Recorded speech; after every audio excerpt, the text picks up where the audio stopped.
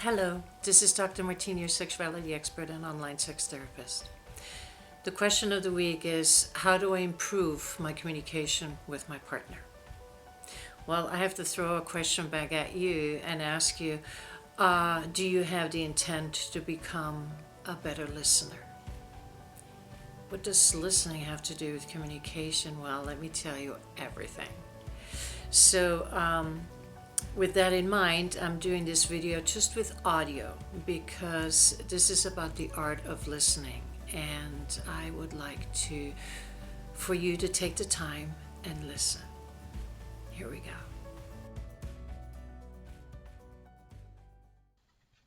I am pretty sure that you have heard someone say to you, "You don't listen to me. You don't hear me." I know I have. So I had to practice listening. And guess what? I am still practicing. An open and liberating conversation with your lover about sex requires you to practice the art of listening. And let me tell you, that takes commitment.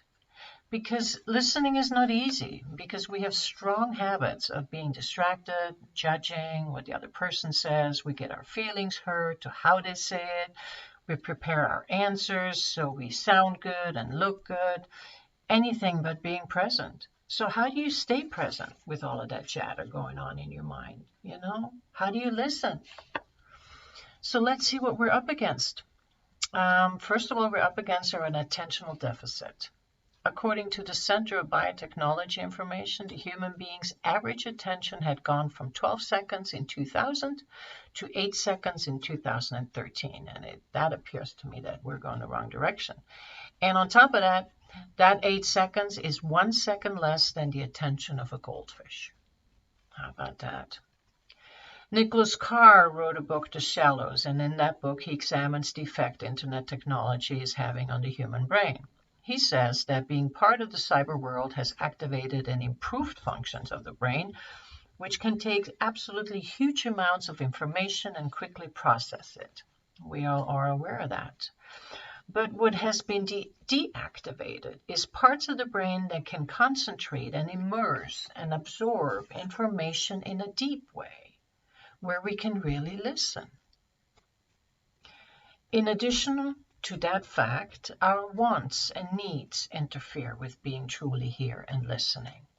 We want the conversation to go in a different direction. We want to prove something, or we want to fix the person, or we want this, or we want that. If your partner says, "We need to talk," are you really listening, or are you preparing your defense? So what can we do? Well, first, we can limit our time in front of the computer. And second, we can practice listening. The art of listening needs to be practiced. You can practice by listening to sounds, like the sound of a bell, or listening to music. You're just listening. There's no goal to get to the end, not to add anything or change anything, only to be there.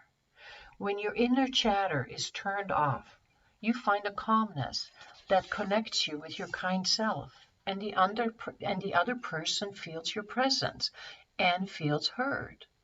The words will flow and land with loving kindness. You can practice with friends, especially those who don't get your attention for one reason or the other. Either you really don't like them, you don't want to hear what they have to say, you don't have time, whatever it is. Listen to their voices and follow their words with interest. There's nothing else to do than being present at that moment and being receptive. No judging or anticipating, just being mindfully present. You can practice with your partner. Ask them about their day and listen with interest. Listen with an open heart and no goal attached, but just to be present. Your partner will feel heard. Tara Brach is a meditation teacher, an author, and a psychologist, and I'm a big fan of her teaching. And she says, listening and feeling heard is the foundation of mature communication in a love relationship. And I absolutely agree with that. So I want to close this video with our audio video, with Mark Nepo, who wrote the number one, he wrote a number one bestseller in the New York Times, and the book is called The Book of Awakening. In that he says, To listen is to lean in softly with a willingness to be changed by what we hear.